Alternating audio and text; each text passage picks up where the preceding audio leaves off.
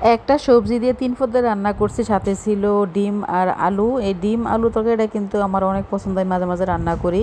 তো কচু যেহেতু এখন সিজনালি সবজি, একবার সাহস করে কাজ করতে গিয়ে কিন্তু ধরা খাইছিলাম। কচু পাতার ভর্তা বানাইতে গিয়ে কচু পাতার ভর্তা বানাইছিলাম ঠিকই, কিন্তু গলা শুকানি লেগে খাইতে পারি নাই। তো আমি দাদির মুখে শুনছিলাম আমার দাদি নাকি কচুর উপরের দিকটা দিয়া মানে লাকড়ি চুলার মধ্যে পুরায় তারপরে ভর্তা বানায়। আমার ভর্তাটা কোনো সময় খাওয়া হয়েছে না, কিন্তু শুনছি। তো আমার বাসায় যেহেতু লাকড়ি চুলা নাই, সেহেতু আমার গ্যাসেই করতে হইব। তো প্রথমে আমার রান্না ছিল ডিম আর হলো গিয়া আলু। ছোটবেলায় দেখতাম আমার মায়ের যখন বাসায় তরকারি থাকতো না কিংবা মাছ থাকতো না, তখন ঘরের ডিম থাকতো, তো ডিম দিয়ে এরকম আলু দিয়ে রান্না করতো, মানে ডিমটা আগে ভাইজা আর কি, তারপরে রান্না করতো। তো এই রান্নাটা আমিও মাঝে মাঝে করি, আমার কাছে অনেক ভালো লাগে খাইতে।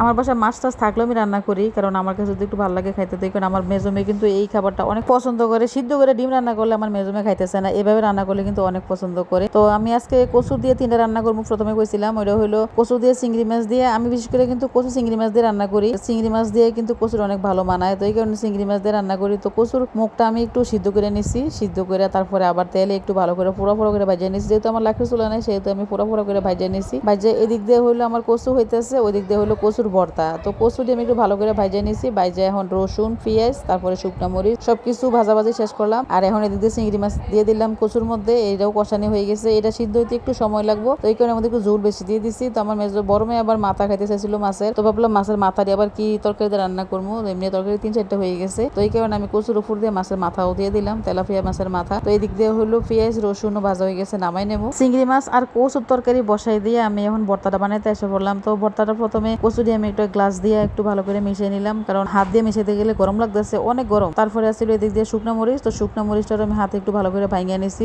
প্রথমে তেল দিতে মনে আসছিল না, তো পরে একটু হাতে তেল দিয়ে নিলাম, কারণ তেল দিলে হাত জ্বলে না, না হয় হাত কিন্তু জ্বলে। এই মরিচটা কিন্তু এমনি তো অনেক জাল, সেখানে একটু তেল দিয়ে তারপরে মাইখে নিলাম। মাইখে দিক দিয়ে পেঁয়াজ রসুন তারপরে কচু একসাথে মিশাইয়া একটু দিয়ে দিলাম, সরিষার তেল দিয়ে দিলাম, দিয়ে তারপর একটু ভালো করে মাখিয়ে নিলাম। মাইখা সবকিছু একসাথে মিশাইলাম আর কি, সাথে একটু লেবুর রস দিয়ে দিছিলাম। আমার মেয়ে বলতেছে আম্মু অর্ধেকটা লেবু দিও না, সবটা লেবু দাও, যদি চুলকায় তাহলে লেবুর রসটা ট্যাকেল দিব। তো আসলে চুলকাইবো না, কারণ এটা আমি প্রথমে সিদ্ধ করছি, তারপর আবার বাদছি, বাইজা রসুন দিছি, পেঁয়াজ দিছি। এদিক দিয়ে আমার ভর্তাটা শেষ হয়ে গেছে, এদিক দিয়ে তরকারিও শেষ। বিশ্বাস করেন ভর্তাটা যে এত মজা হয়েছিল কল্পনার বাইরে। আমরা প্রথমে আসলে এতটা মজাই ভাবছিলাম না, গরম ভাতের সাথে কিন্তু অনেক মজা লাগছিল, একটু টকটকও লাগছিল। তারপরে শুকনা মরিচ দিয়ে বানাইছি, তো এই কারণে আরো বেশি মজা লাগছে। শুকনা মরিচের যেই কোনো ভর্তায় অনেক মজা খাইতে, মানে কাঁচা মরিচের চেয়ে কিন্তু শুকনা মরিচের ভর্তাটা আমার কাছে বেশি ভালো লাগে আর কি। জানি না কার কাছে কেমন লাগে, তবে এক একটা ভর্তার কিন্তু এক এক রকম স্বাদ আর কি।